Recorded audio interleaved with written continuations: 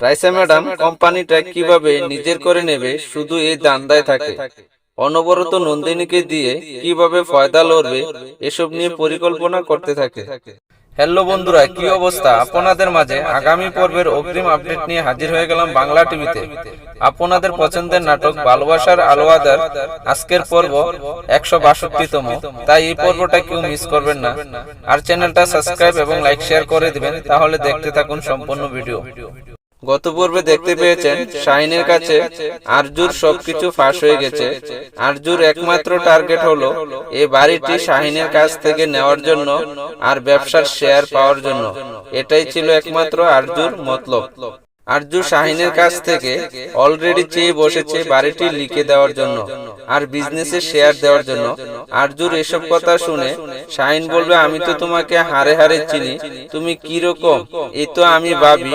তুমি হঠাৎ করে জ্যোতিকে মেনে নেওয়ার কারণটা কি?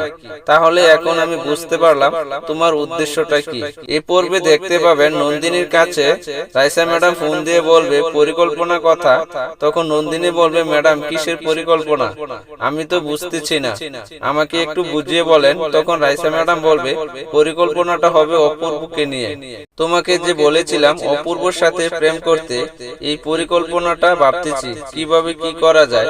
কারণ পরিকল্পনাটা যদি ঠিকভাবে না হয় তাহলে তো অপূর্ব অন্য কারো হয়ে যেতে পারে। তাহলে তোমার এবং আমার যে উদ্দেশ্যটা সেটা তো অপূর্ব থেকে আনতে পারবো না। তাই তোমাকে নিয়ে ভালোভাবে পরিকল্পনা করতে হবে কিভাবে কি করা যায়।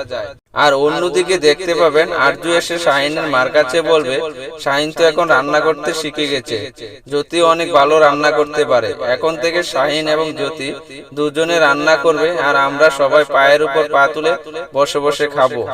আরজুর এসব কথা শুনে শাহিনের মা অনেকটাই রাগান্বিত হয়ে চেয়ার থেকে উঠে দাঁড়িয়ে যাবে। এরপর আরজু বলবে, কি ব্যাপার মা, আপনি দাঁড়িয়ে গেলেন কেন? আপনি খাবেন না? আরজুর এসব কথা শুনে শাহিনের মা এখান থেকে চলে যাবে। আসল কথা হলো এ বাড়িতে সবাই মেনে নিলেও শাহিনের মা কিছুতেই মেনে নিতে পারতেছে না। আর আরজুকে যা দেখতেছেন এসব লোক দেখানো। এছাড়াও থাকবে আরো অনেক সুন্দর সুন্দর কাহিনী। সবাইকে আগামী পর্বের ভালোবাসার আলো আঁধার নাটক দেখার আমন্ত্রণ রইল। আর চ্যানেলটা সাবস্ক্রাইব এবং লাইক শেয়ার করতে ভুলবেন না।